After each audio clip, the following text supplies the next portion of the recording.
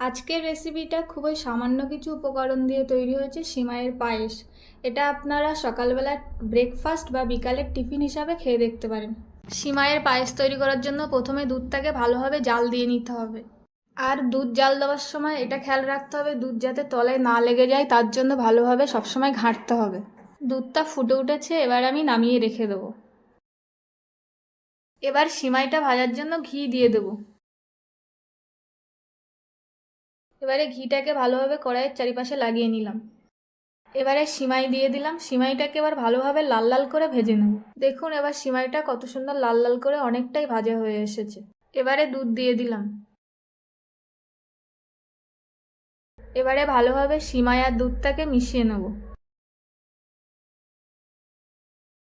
এবারে আমি আমার পরিমাণ মতন বাতাসা দিয়ে দিলাম, আপনারা চাইলে চিনি দিয়েও করতে পারেন।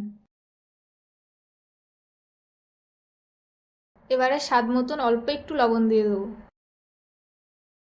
এবারে কাজু কিশমিশ দিয়ে দিলাম।